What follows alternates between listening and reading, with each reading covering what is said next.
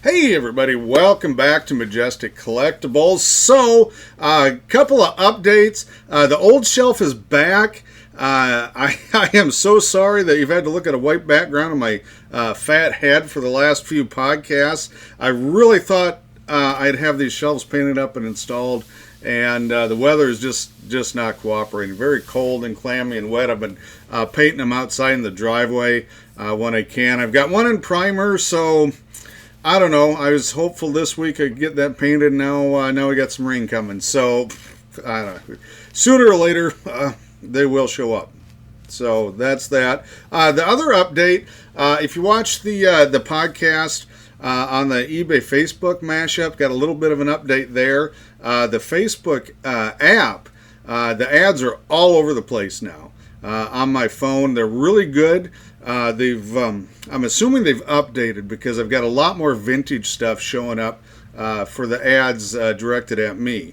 That was kind of my gripe the first time, is it was all new stuff. Now it's a pretty good mix, probably 50-50 vintage and new stuff. And so that's pretty good. We'll keep updating, see if they refine that. I haven't seen it again on the PC.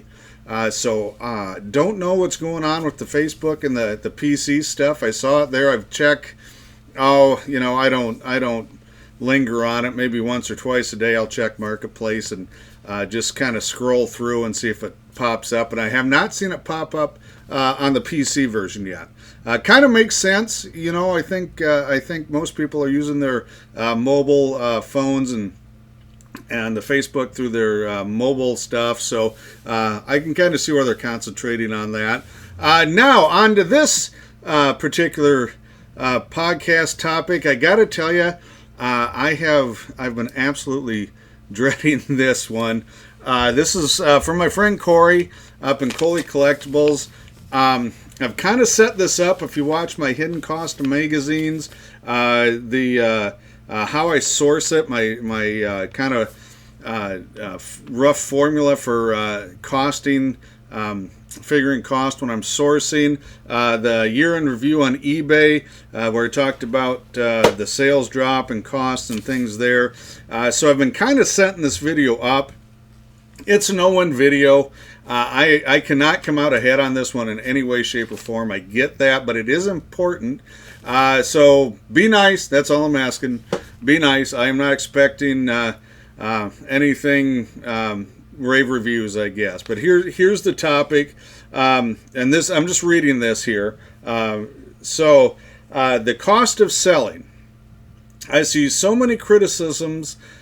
Oh my gosh, let me try this again. The cost of selling. I see so many criticisms of comic shop buying offers. Talk about the cost of selling on eBay as well as a shop. I don't think people understand that profit pays the bills and the owner, and they certainly don't understand the time and talents. Okay, so I'm gonna broaden this out. He has pretty much focuses on back issue comics only, so that's kind of where Corey's coming from. Honestly, this applies, I think, to everything, not just collectibles. That's the angle I'm going to take. But for our purposes, I'm going to include action figures. I'm going to include the comics, of course. Basically anything I deal with for collectibles. So, movie posters, model kits, anime, manga stuff. Just kind of this whole thing is what I'm going to talk about, because I think it all applies. And so we talked about the cost of selling on eBay. Not all the cost. I think people's time, just like when I did that sourcing video where people just don't track their time. Man, it takes a lot of time to run an eBay store. Even if you don't have an eBay store, just the time it takes to list, the cost it takes for storage, a lot of opportunity costs. In other words, if I'm out, traveling to look at a collection and I shut my eBay store off for a couple, 3 days, that's a cost. If you have overhead, as far as like a brick and mortar, well, then your costs, I think, go up exponentially. Here, I just looked this up. So here in Ankeny, Iowa, if you want one of those 25-foot across, I think they're what are they, about 100 feet, 125 foot deep strip mall locations. The low end is $3,500 a month, and the high end, well, the high end, if you got a corner one on a high traffic area in a hot corner, you're probably in that 10 to 13,000 a month. I would say just a good traffic with a good sized store, you're probably in that 6,000 a month. But on the low end, you're paying what, $42,000 a year just in lease costs. And then you have employees, right? Even if you run it yourself, which I did have a brick and mortar in the late 90s. When I moved down here, we sold it off, and I haven't done brick and mortar since, it must be 2001. So about 24 years now I haven't done brick and mortar. And I'm not going back. I am not. One of the advantages I have not having a brick and mortar is I don't have that massive overhead.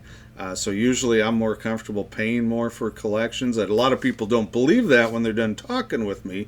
The last year and this year, trying to get stuff bought has been really hard, man. I mean, we haven't even been close to getting together on some collections. The time and talent part is really interesting. I don't know. I don't know how to describe this without sounding like a total jerk, but I've been doing this 41 years, and I know more about grading collectibles and the current collectible market and what's rare and what isn't than 90% of the people that come to sell me stuff. I would say 98% of the things I look at are not rare. They're just not. I know everybody thinks their stuff is rare and their stuff is high grade, and it is not. That's a big disconnect. The other big disconnect I've been seeing is people, doing their research and looking up prices online. Excuse me. I have no problem with that. But you don't know what you're doing because you don't know how to grade it. You haven't seen that piece in front of you. And to come in and say, well, this piece sold for $100, and I can go find a sold piece on eBay probably for $60 for something similar condition, because the range and the volatility on the prices, especially on eBay, is pretty vast. And that's also yesterday's news. We've talked about this before. I've talked about this before. Whereas yesterday's stock price, it's still in yesterday. It's the here and now that you're dealing with.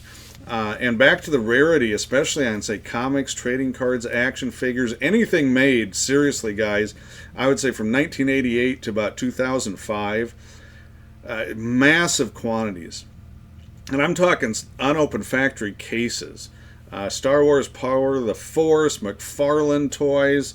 You can find carded Ninja Turtle stuff from the 90s, G.I. Joe stuff, Transformer stuff. It's there. It's just there's so much of that stuff in that era, and I don't have people kicking down my door for it because they probably have it if they wanted it because it's just readily available.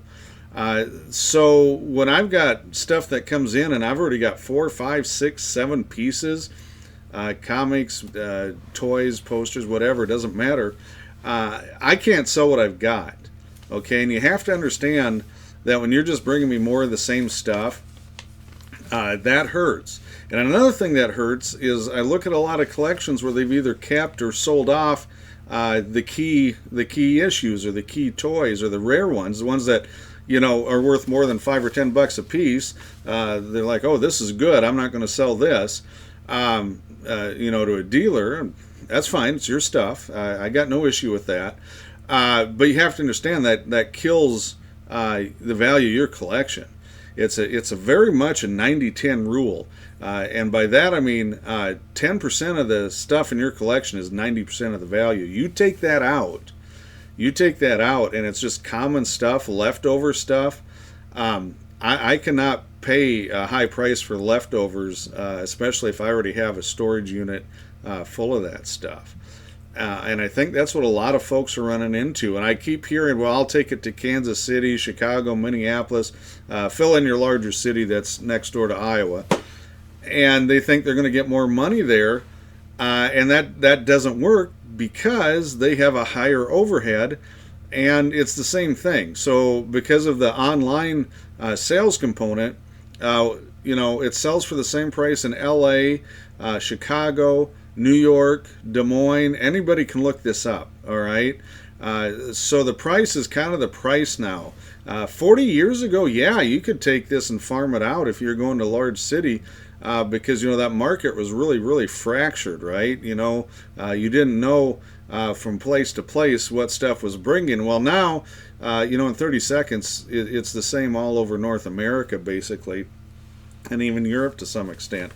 So you can look up these prices, and if you've got if you've got a bunch of long boxes of stuff that I have to put $1 a piece on at best, I don't know what to tell you. I don't want them really. I have, I don't even know, dozens and dozens and dozens of long boxes, especially of 90s stuff, and actually 80s and quite a bit mid to late 70s too.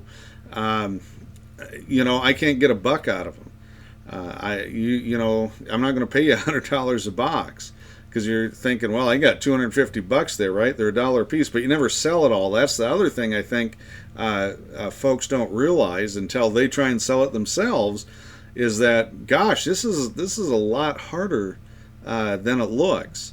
And that's where the time and talent comes in, because I have to find a market for this. If I don't find a market for this, I don't pay my bills. This is my full-time job. This is not a side hustle.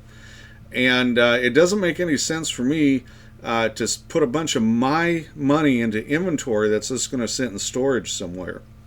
Complete loss. Because inventory sitting in boxes in storage, I don't care if it's basement, garage, it really doesn't matter.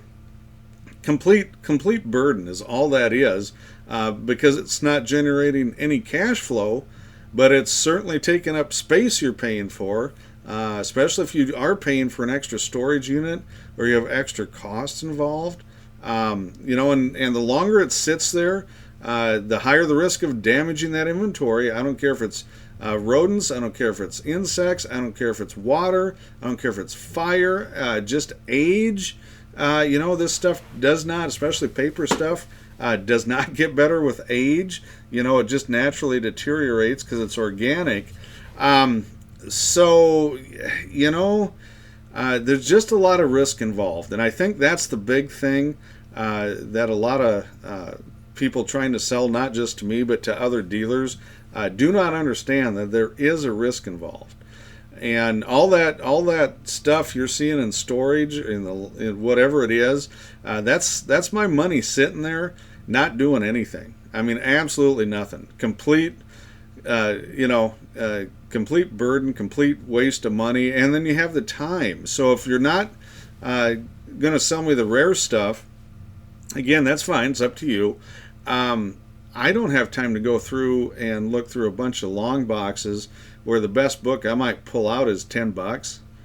I don't care, because my time's more valuable than that. If it takes me 40 minutes to look through 2 long boxes, so 3 long boxes per hour, and I find 2 $10 comics in there, or trading cards, or action figures, whatever it is, I didn't come out ahead. There's absolutely no way I came out ahead on that, because I could have been using my time to source something else, list something on eBay, go to a show, buy a better collection, whatever it is.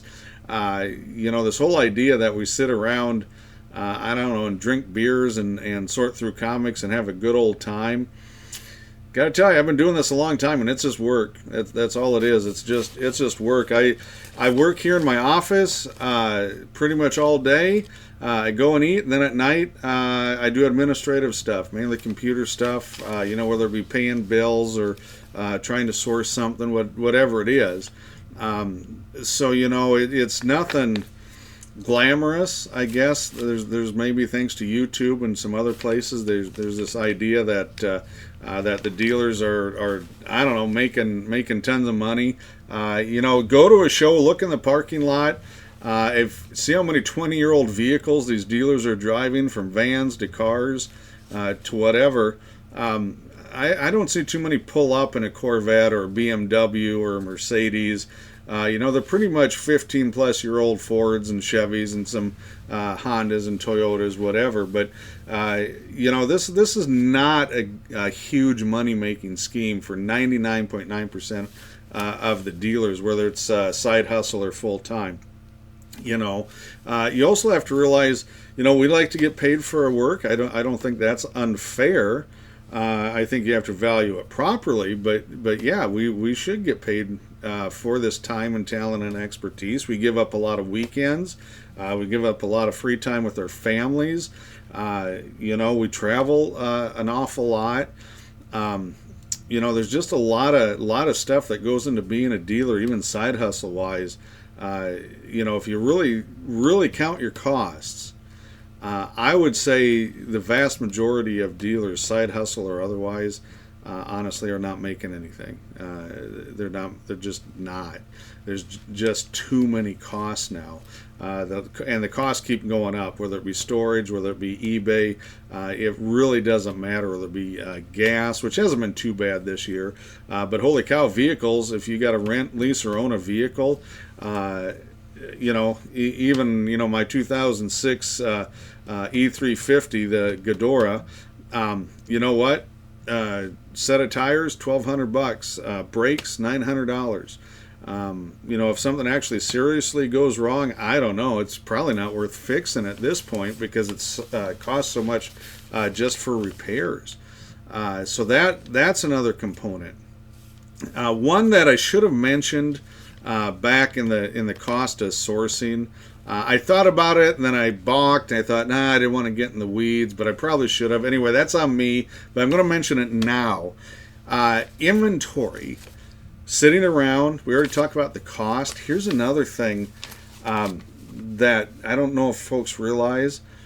We pay taxes on that. Okay, you need to come up with your inventory amount, and that's considered an asset, and that's a taxable asset.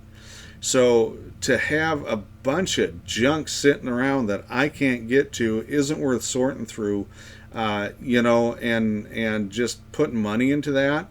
By the time you're done with the taxes, there's nothing there. I don't know how else to put it. There is no win on bulk inventory in any way, shape, or form. And I get not everybody that's in this business counts their inventory. That's their call. I do count mine. I do have it on my tax forms. I do pay taxes on it because it is not worth messing around with the IRS or whatever. It's much simpler and cost effective just not to have it. I move out a lot of bulk stuff to other dealers mainly because I am not going to pay. What am I paying? $226 a month now. And that's climate control. That's a 10 by 30 unit. Very nice unit. But, you're talking $3,000 a year just in storage costs. I'm not doing that, man. I have outlets. I do not have death piles. And this is the stuff we're talking about is one of the big reasons I do not have a death pile, as they call it. Junk inventory. It is not worth it. It is not worth it. It's not worth having around. It's not worth having in storage. So when you bring something in, you need to understand that you are not going to get 80% of book. You're not getting 50% of book. I don't know if you're getting 10% of book if it's bulk stuff. Now, if you have better pieces, you should get more for them. Okay, so I'm not saying you should sell those for 10 cents on the dollar. It's not going to be as high as you want it, I can tell you that right now, but you do need to get more. So I'm not advocating for bad dealer behavior or ripping people off. Far from that. But you need to understand that when you take off 90% of your value out of just a handful of pieces, you've kind of pretty much destroyed what you've got left as far as value goes. And there are dealers you can call around. It's here. I'm not going to name any names, but I can tell you right now. I get calls. Hey, do you buy bulk trading cards like Pokemon cards. No, I don't need 12,000 energy cards. Sorry, man. I don't need 12,000 trainer cards. I don't need any more 90s comic books.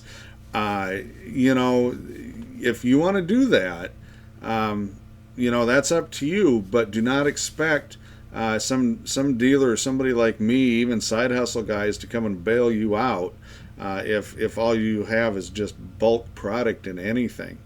It's just not going to happen. We already talked the cost of eBay. You know, you can knock off 25%. You want to sell your comic for $100? That's awesome.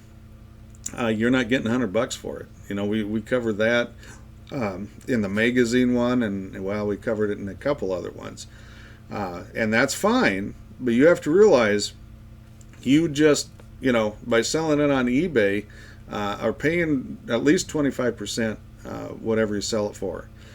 And so, you know, you're not getting what you think you're getting in a lot of cases. And then it gets to be a grind. Most of this business for dealers of any type is just a grind. It's a grind going to shows. It's a grind just trying to move $1 and $5 stuff. It's a grind just trying to sort it, to store it. If you have bagging and boarding cost in there, or sleeves, or whatever, bubbles, you know, for action figures, whatever it is, whatever you're dealing with, you know, that's an extra cost and extra time to deal with it. And those supplies used to be, oh, they were ridiculously cheap, right? Not anymore. Not anymore. The shipping alone will kill you. And with BCW, you got to put in at least $1,000 order to get free shipping. So, you know, you better ramp up your sales and your production, because it's going to get expensive in a big hurry for different stuff. The other problem with collectibles, you know, they make the news when they're hot. So when something is super popular, right? Marvel trading cards, when the movies and TV shows were coming out, would be an example. Michael Jordan, after they aired the Netflix special, you know, those things rocketed up. What they don't show you is that doesn't last long. You know, if you're lucky, you can get 2 to 3 years out of it. Some of that stuff didn't even make it that. And when they drop, they don't drop 10%. Okay, guys, they drop 60, 70, 80% in some cases. You know, and it's everything. So Hulk 181s, Michael Jordan rookie cards, you know, cream of the crop stuff. And this is interesting to me because the newer product, you know, the 101 stuff that's coming out for trading cards, exceeds, you know, the value of this vintage stuff. And now, is that going to be sustainable? I don't know. I have no idea. I question that. You know, a lot of things start out hot. Cam and I talked about that with Pokemon, where he sold that preview card from the event he was in. And you know what? It's probably going to be a $40, $50, $60 card within a couple of months at most. You know, he's going to be able to buy that back, about half of what he sold it for. See that a lot. You know, there's this initial rush. I really think the new product is predicated to almost to get a mobile game set up, like I talked about with eBay running their business. But they kind of have this gambling thrill thing going with opening packs, finding the chase cards, hyping this up. You know, trying to give you just enough hits, you know, out of a trading card box to get you to buy a bunch more. So they've really got this thing down to a science on the new stuff. The old stuff doesn't work that way, guys. So when you're bringing stuff in and then you're saying that this is something else I see a lot with collectibles. Well, this is 35 years old. It doesn't matter, because that puts it in the mid 90s, and there is not just one of any of that stuff. You know, you want old to me, it has to be older than me before I consider it old. So in other words, you're talking 1960s and older. Now you're getting back into old stuff. 70s, 80s, 90s, I don't care what it is. Hulk 181, any of your, you know, your Spider-Man 129s, They're always pulled out. Nobody ever sells me a collection with a Spidey 129 in it. But they're there. Okay, it's just somebody's either hoarded it or sold it off before they sold it to me or another dealer. But you can get one. You know, if you can go on eBay in about 5 minutes at most and find several copies, not rare. They might be expensive.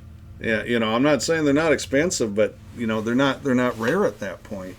So there's a lot of moving parts, guys. I didn't mean to get too preachy or whiny, and it's your stuff. If you're bringing it in to me, one of the things I always tell my clients is, don't let me tell you what to do with your stuff.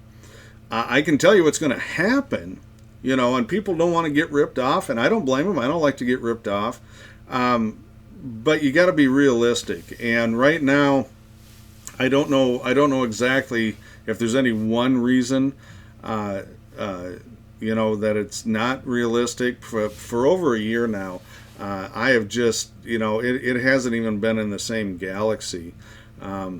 You know, somebody brought in a comic collection, and they added it all up, and it was Excalibur and X-Force, and none of the good ones. There's some New Mutants, but none of the good, you know, no Deadpool first appearances, no Cable first appearances, run-of-the-mill stuff.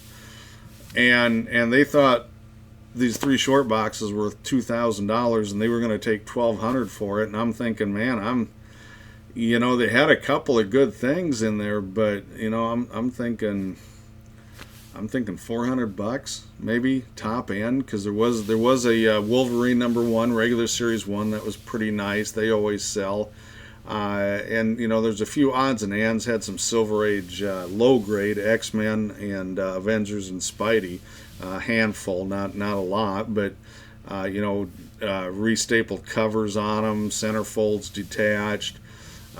You know, he's like, well, this is a $700 book. No, that is a $25 book, dude. That's it. If I want to actually sell it, it's a $25 book when you restaple the cover and the centerfold back in. That's how that works. It's low grade. You know, I had another one bring in a really nice action figure collection, all loose. Nothing I saw as far as super rare stuff in there. They thought it was worth 10 grand.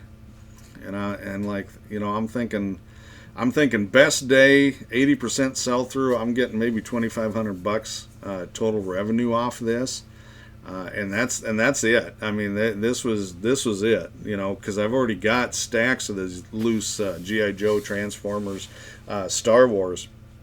You know, I've got 4 or 5 of the common stuff, and that's all it was. And I can sell it, but it takes 2 years. You know, you're talking 18 to 24 months to move out common stuff, because it just keeps piling up. You can buy it and get it anywhere. And to me, you know, I guess when we were that far apart, I didn't really even bother to make an offer, because you know, it wasn't going to be worth it. You know, it wasn't going to happen. But there wasn't $10,000 there. I have no idea where that number came from, or you know, how that was arrived at. All I know was, you know, online research is all I was told. So I don't know. You know, it's been interesting. Hopefully, you know, we'll be able to get together. You know, I'll see some collections and you know, be able to get together with some folks this year. But I'm not holding my breath. I really think it's going to be another really dry collection year until I don't know what has to happen on it. We'll figure that out. I'm going to end on this note. So Saturday, Sunday, so that's March 29th and 30th, 2025, in case you're watching this, you know, down the road somewhere. I've got the first in 2025, QuadCon Des Moines, Merle Hay Mall, free show. The next show isn't till November, so it's like eight and a half months or something from this one. And I don't have a lot of local shows here in Des Moines I'm setting up at. So stop by and see me if you happen to be around, because there's not going to be a second mini-con this year right now from the ICBC. And the next show after that will be Sioux Falls. That's April 19th, the Saturday before Easter. and then I've got a big gap on the shows, and then I've got the flea markets in Memorial Day, 4th of July, and Labor Day. And that's kind of it. So right now, they've moved some shows around, changed some dates. So I don't know. At second half of the year, right now, I'm thinking maybe after 4th of July, I've only got, I think, 2 shows right now. I think Labor Day and then the November QuadCon. So, maybe that'll change. I'll keep you guys informed. But do stop by and at least say hi. And if I didn't see you over the winter, we can chat a little bit, hopefully, and catch up. Appreciate you guys watching, guys, and we'll catch you next time.